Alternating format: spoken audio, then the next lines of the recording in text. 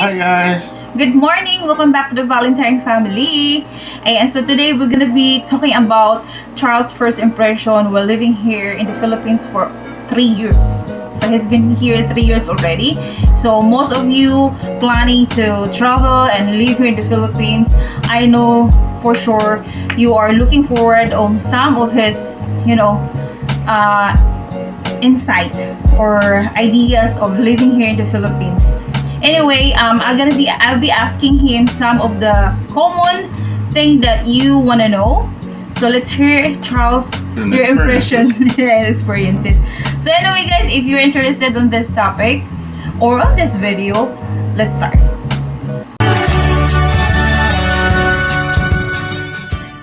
So today I'll be asking Charles 6 common questions that you might know, because I am sure you guys will be has a hesitation to come here is because you are not completely know what you might expect here when you come here. Maybe you could have a culture shock or whatsoever. So at least by watching this video, you may get some ideas. All right. So the first question is, what is your first impression to the Filipino people when you first came here or while living here in the Philippines? Well, while living here in the Philippines? Yeah. I got to experience the Philippines in 1989 and 90 in the U.S. Navy. Came to Subic, and so I had a general idea of what the Philippines was like.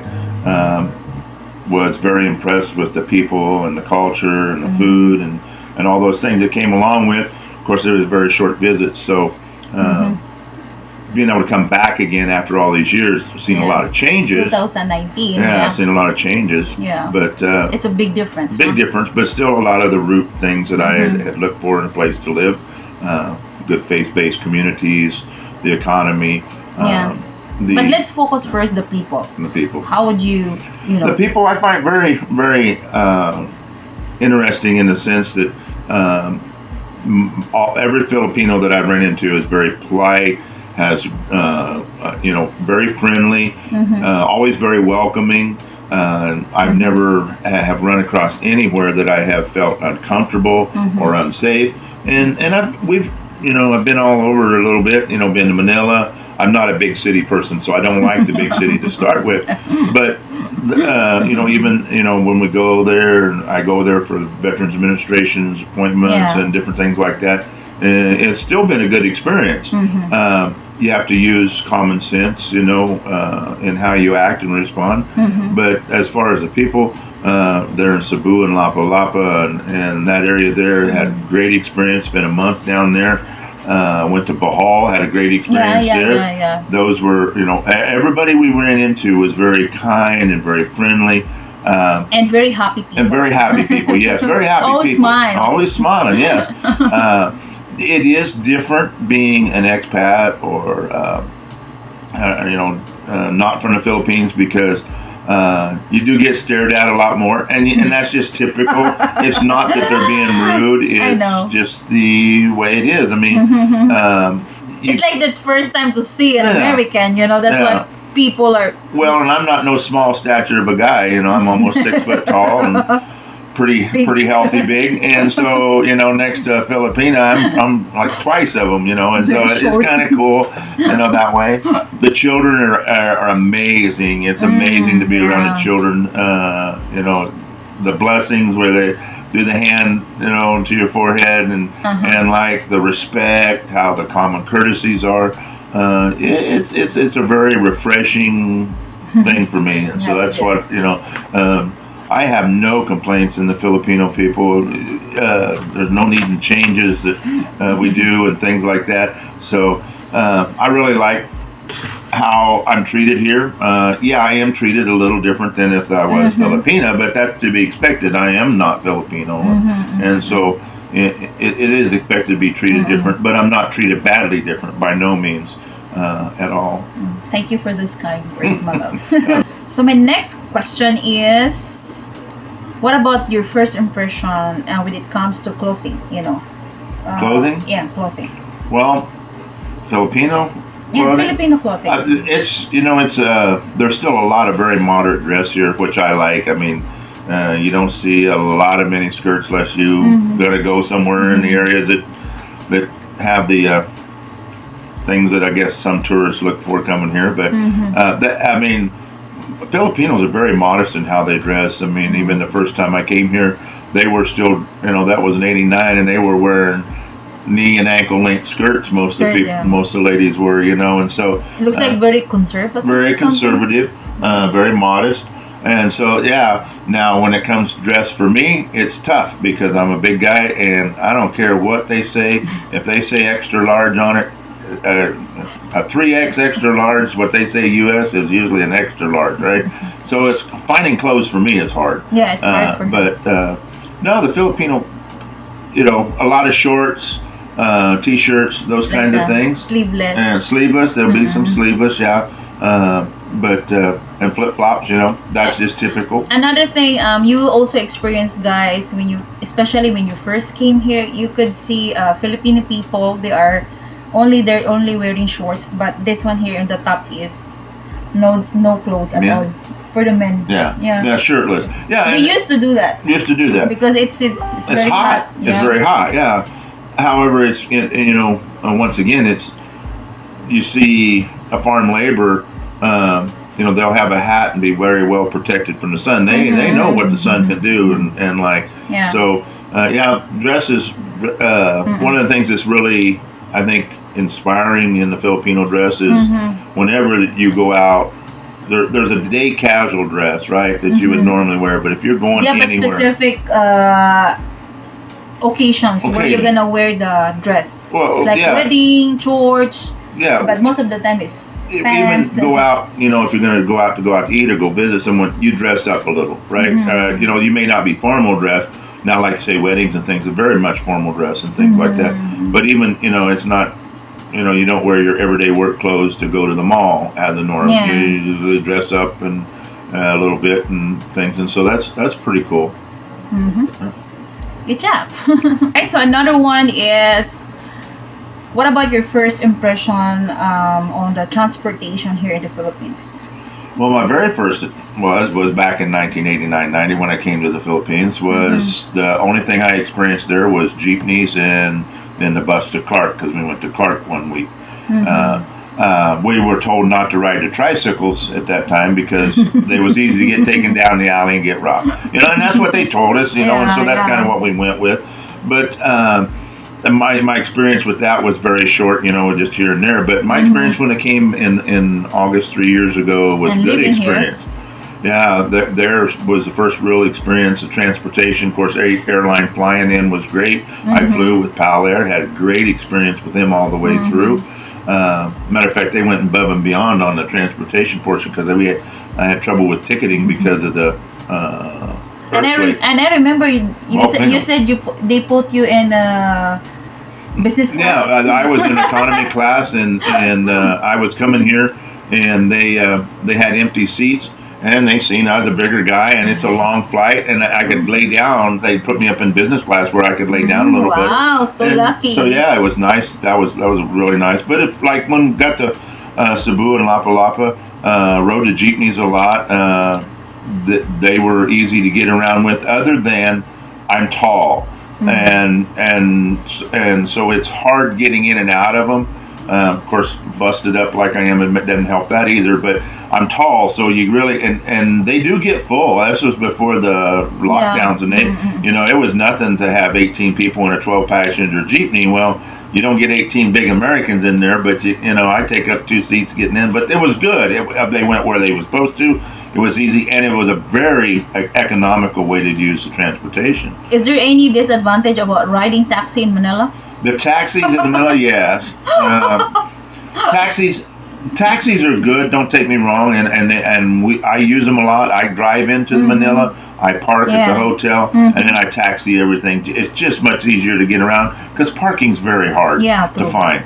So taxis, the main thing you need to do is make sure they turn the meter on when they do, and don't take a fare that they're going to say, well, I'll take you here for 500 pesos. Don't do it. Just don't take a flat rate fare, because do what the meter is. Watch the meter. You can see that the meter's been certified and checked by the government, but you can also watch the meter and count off, how far it goes. I know how much the average cost is, and after you do it a couple times, going from where I stay in the hotel out there in Manila to the big mall, I know it's 250 pesos, so roughly. So if you watch, you can tell if somebody's kind of ripping you a little bit on it. But the taxis are safe. Use name brand taxis. That's the biggest thing. The big thing now is Grab. We've used a couple Grab's Grab, better. and if there's a couple of you going, I really recommend them because it's it's just you're very catered to. It's to and from and those are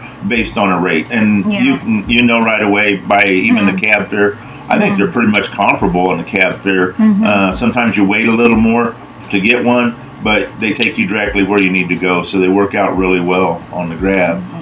Personal driving, that's a new experience for a lot of people, I think. I'm used to third world country driving in that sense, so it's a little different. I don't like large city driving, but I can do it. I've done it many years, even in the United States. So it's driving here is different. Turn signals are kind of optional, things like that. So you just have to drive much more conscientiously. You're driving for yourself and everybody else around you, and you got to remember that there is some different driving rules and regulations here. I always drive about 5 to 10 kilometers lower than the posted speed. That just gives more room for reaction time, because people do. You have to watch for cars changing lanes. They will change lanes on you quickly. But I haven't had any traffic. Traffic, I think, is traffic no matter where you're at in the world. I haven't had no real bad experiences. I've known friends that have, with car accidents, you're pretty much blamed right up the front. But that's, just something else you learn to live with. So be cautious. I never travel alone, any distance at all. Always. They taught that even in the military when we were here. Always have a Filipino with you, Filipino with you, someone that's local, one to do translation, two to help you with traffic directions and things like that. But if you are in an accident or an incident, you have somebody there to help guide you, deal with or witness you. Or witness you, yeah. That's the most important. And witness you if there's an accident. Yes, absolutely. But as far as the average driving, we drive on the right side of the road just like we do in the U.S. So all that, pretty much all the traffic rules and regulations are the same. Seat belts, they have no cell phones and all that kind of stuff. Traffic turns.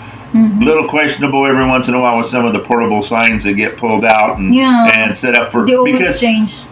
Like in a large city, they will have certain streets that trucks can travel on from, say, 8 in the evening till 8 in the morning. Then during the normal time, a truck can't travel on. And certain streets you can turn left on at certain times of the day. And some of those are portable signs that they bring out. And I've been caught in that situation just a little bit. They always move the sign, guys. But you have to watch it. You have to be aware, be watch. And if you do get stopped, be polite. Be just, there's no need in getting upset and arguing with the constable or the police officer or the PMP or the local authorities that's doing it. They're just trying to do their job. And I'll be honest with you, I hear a lot of people say, well, they single out tourists, I really don't believe that's true. There may be some that do, but they're just doing their job, doing it the best that they know how. And if you study and understand the laws and the rules of the Philippines, you're already prepared when things like that happen. You're wrong, you're wrong. If you're not, how much you want to argue it is versus, standard ticket. It can run between 1,000 pesos to 5,000 pesos, depending on what it is. So if you figure 1,000 pesos, that's $20 US. So how much do you really want to argue on a left-hand turn for $20 US? No, it's not $20. Yeah, 1,000 pesos. 2,000. Well, 2,000. Yeah, but $50. That's 50. That's $50 for wrong left-hand turn. Trust me. That's basically $50 now. $50. So where do you want to argue at? And it's not worth the argument most of the time because, if you're in a major city and you're far away from home, and it's a Friday afternoon, they take your driver's license. They take it down to the local barangay, and you have to go down and pay the ticket. And usually you get down there and they're closed for the weekend. So that means you either stay where you're at or you come back or just pay. Just right. So it's all there's questionable. But that would be depend on you guys. That, you pay your fine at your ticket and come back. But on the weekend you have to be careful because if you do get stopped, you can't get your driver's license and pay the ticket because they're usually closed at 3:00 in the afternoon at the Bronchi, and then till Monday morning. So for like me, that's that's a 150-kilometer drive one way to go back, and so it's just things you learn and understand with it. But transportation's good here. Actually, they have a great bus system. I mean, and now there's a lot of rail system, very affordable. The bus system is, there's a lot of. Like coming from Manila up to here, they have some what we call Class A coaches back home. Greyhound, very nice TV, air conditioned, very comfortable. There's seats. no CR, guys. Yeah, no CR is usually the only thing, but they make a lot of stops. So if you need a CR, you can find a CR. All right. So the next one is your experience or first impressions when it comes to the establishment that you've been through, like restaurant, the stores, and the hotels, something like that, banks, something like that. Yeah, this once again is where I think you have to come with a huge amount of patience. Would be a good word, I would say, for any establishment. True. Filipinos aren't in a hurry. I mean, the average Filipino is not in a hurry. There's just no doubt about it. One thing that is kind of hard for even myself to get used to. If you have an appointment, doctor's appointment, whatever, at 9:00 in the morning, I'm always 15 minutes early. That's just my nature. That's, back to the military. If you're on time, you're late, type thing. However, here, the appointment may be at 9:00, 9:30, 9:45. Your appointment may happen, right? So you have to be aware of that, be prepared. It's just, once again, something that's different, right or wrong, I don't know. For me, I always like to try to keep my schedule as best as I can. But when you go to grocery stores or you go to banks and be prepared to wait in line. There is lines, and because there is especially inner city, like where we're at here, it's 1.5 million people in the city, so be prepared to wait in line. The lines usually move pretty fast. I mean, I never had too much trouble with that. Banking's a little bit different story. But still in line as well. Still in line. But the thing as far as the establishment is anytime you're dealing with a bank or an attorney's office or anything that has deal that you need ID, make sure you take your IDs, number copies. one. Make sure you have one or at least 2 copies. Yeah. You go to LTO to get driver's license. Always bring copies. That's something that's been really new because most places won't take a copy of what you want, but they want a copy. So that's one of the things I think that you can. If you know ahead of time, it's much easier to deal with. But once again, what about restaurants now? Restaurants are definitely different. We see a different. Coming from the U.S., we see a different caliber or quality of service-related type deal. Now, I have not had bad service or a bad waiter or waitress. I just see a different quality in what it is than what I'm used to in the U.S. I don't think that's a bad thing either because, once again, it just is a different area where you're at. Just be prepared. The thing that's kind of funny that I see is in the U.S., if you table of 4 people sit down and order meals, they try to bring and serve it. They bring all the drinks, then they'll bring all the food. Right here, one or two people may get their plate, and then the next 1 or 2 people get it 5 minutes later. It's not all brought to the table at one time. That's one of the differences. So just be prepared for that. So what about in the hotels? Hotel, we've had really good service in the hotel. I haven't found anything where anywhere I've stayed in a hotel that's had bad service. Very much customer orientated when deal. Every hotel we've been in has been clean that I've seen. The people are very friendly and ready to help.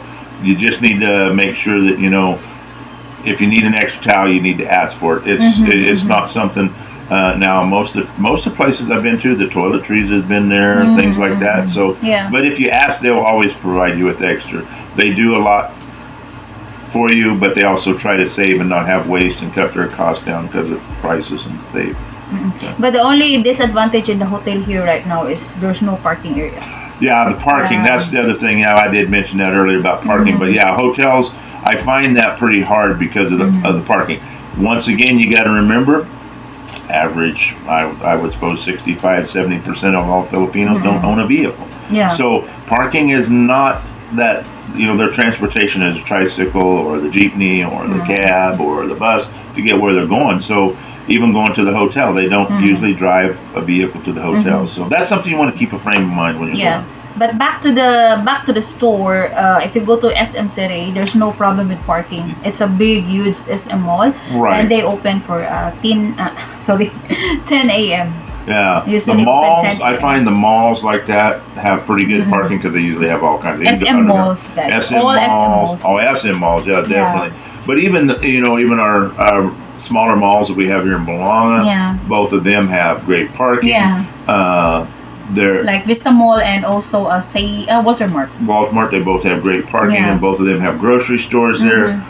It's when you get into the little bit smaller businesses and like the hotels and things like, and anything pretty much downtown in any city downtown, because the cities has grown so big from having just tricycles and jeepneys to now a lot of more people have cars, and the city was never built around having parking, even in the side streets or anywhere. So we just continue this one about the government offices also. It's part of establishment as well. So what can your first impression about the government office here, like the LTO, SRRV, DFA, and also the BIR, because that's the places that he's been to. I've had good experiences in all of them, to be honest with you. I've had really good First, your experiences. LTO driver's license. The LTO driver's license, it's just a long process to get done. You spend a couple hours. I'm used to being where I walk in. Of course, I walk in and it's 10-15 minutes in office. It may not be that way anymore in the States. Shout out to Rick Baker. Yeah, Rick Baker. I do get a little impatient sometimes having to wait in the offices, but I will admit that most of the offices I've had real good experience with all the offices as far as getting accomplished what I need to get done. Once again, it's just learning the system and how the system works. Double copies of everything that you're going to need. Make sure you bring an ink pen, because sometimes they just don't have an ink pen there, or they expect you to have your own. Bring copies and bring the original that you made the copy of, because they'll ask to see the original to verify that it's in a copy. So once you learn the sequence and the kind of the things that goes along with the PRA, that's the Philippine Retirement Association, absolutely outstanding experience with them. Had no problem with them at all. So DFA, the passport. The passports. When we went in and got passports changes for the Philippine passports. No problem. No problems. Just got to know the system and how it works. Copies and duplicate copies. Make and schedule. Don't forget that, guys. Copies, more copies. And schedule an appointment. Now, since the big thing that went along the last 2 years when we were in lockdown, almost every office now has got a good website set up with an appointment system. A lot of things can be done online now that wasn't done before, because it kind of did push them into being able to do things.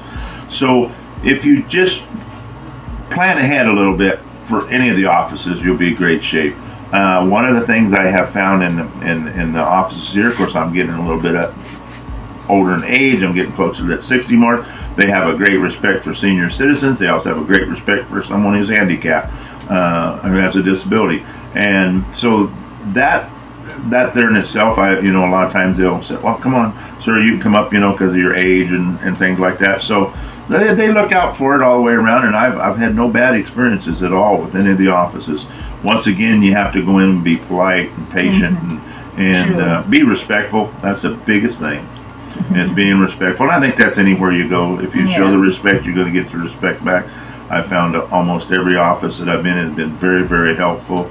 Immigration here, I've had a great experience with. In and out, get done. They answer questions for you. If they don't know it, they call somebody, or they'll tell you where to go to find the answers. We just I've had great experience with all of those offices. Good. So this is gonna be the last question, guys, and the last very important thing that we're gonna be discuss is his first impression when it comes to foods. The food. Well, I like food. There's no doubt about that. And there is a lot of great Filipino food. There is some food. I'm not a great big fish eater. True. So when it comes to the fish, there's certain fish I'll eat that I don't mind. There's some ways that I can fix a fish that gets rid of the smell and the gamey taste of it, and then I can eat it, so it's not that big a deal. There's certain dishes I don't care too much for, the sour soup, and there's a few of them like that. Not that I can't eat them. I can eat them. I mean, they're not bad by no means. It's just a flavor, a taste, a personal preference. But there is a tremendous lot of great food here in the Philippines when you talk about pancit and lumpia and the pandesal and the ones your mom makes. Empanadas. Embutido. And embutido. And, so there's a lot of good food. There's plenty of things to do. Yeah. And fried chicken. Fried chicken, yeah. There's fried chicken. And then, of course, there's pork and done in many different ways. I don't like... I'm very particular. Sour soup. I'm very particular on some things. Like I like Bandicamp pork and beans versus Heinz. I don't like the Heinz pork and beans at all. Now they make a dish that they use beans in, which is the afritada. Afritada. Yeah, and I put the beans that he likes. And it really makes for me. It makes it an excellent. Before it still wasn't a bad dish with the other beans, but it just for me. That's what I was raised on, and that's what I grew to really like. And but he did try, guys. Oh yeah, I did try it and would eat it. Yeah, but when they did with those beans, it is like, wow, this just made it top notch for me. So if you rate 1 to 10, do you think the food in the Philippines you can deal with it for your entire life? Well, yes, because what rate?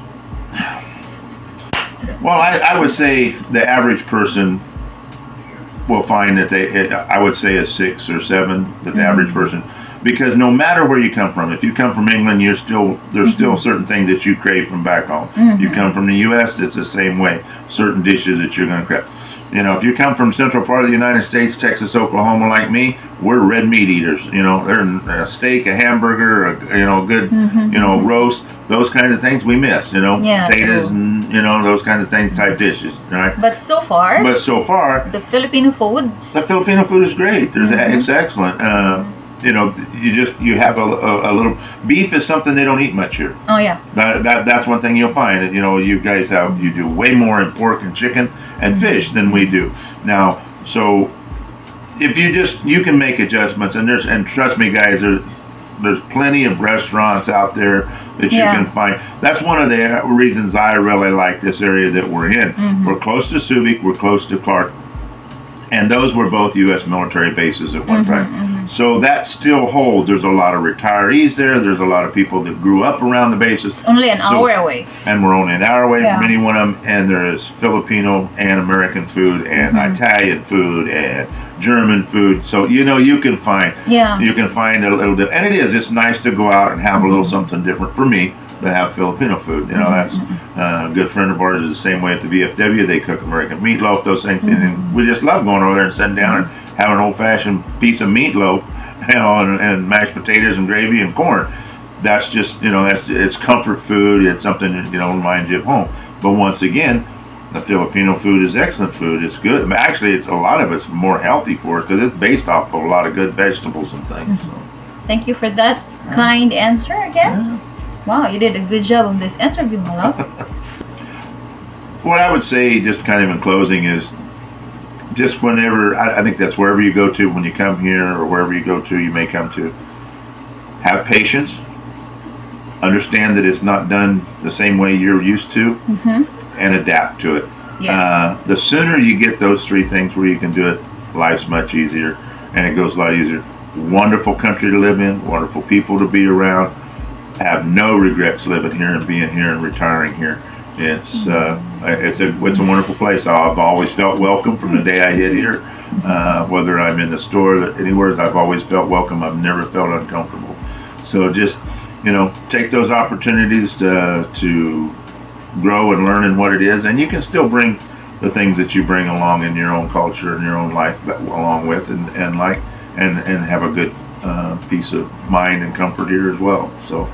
Anybody that's coming, I highly recommend it. I don't think you'll be sorry that you did, especially if you're just looking for someplace different than what you're used to. You'll definitely find that's the truth. And if you're looking for a part of the world where you will find things that are much more comfortable. You'll find safety and security as long as you maintain the same thing that you would do in your own home country. Once again, it's back to respect, kindness, and how you treat others is how you're going to get treated no matter where you're at. Absolutely right. So come visit. That's the biggest thing. You'll and never experience. know. Yeah, come visit. The Filipino community and Filipino. Yeah. What? You'll never know if you don't come and People. visit. Come take I recommend if you're going to come and visit, come 30 days if you can visit. If you can only come 2 weeks, great. There's nothing wrong with tourist sites. Don't take me wrong. But I tell you, if you really want to experience the love, the culture, and the deal, step out away from the tourist sites. Yeah, true. Take a little time. Get an Airbnb. Go stay in the mountains. Go stay at the ocean. Go stay somewhere. But visit somewhere that's not quite as much tourism as part of it, especially if you're thinking about moving here, any kind of long-term period. And you will really get an opportunity to see the full wonderful effect and like of the Philippines by doing so. So all you have to do is to observe and adapt. Exactly. Yeah, and that's anywhere you go. So, yeah. All right. So that was a very, very nice topic for today, guys. I hope you learned something. And if you have questions or if you have something that you want us to do a video, please comment down below. We will gonna try to gather all questions because I see already there are questions, and then I would like to gather all of that, and we will make another video of that. So anyway, I hope you like this video, and of course share this video, guys, and please don't forget to subscribe to our channel. Please help us reach 9,000 subscribers. We're almost there. Thank you again for always watching and supporting our channel. Bye everybody. I'll see you in the next video. Bye everyone.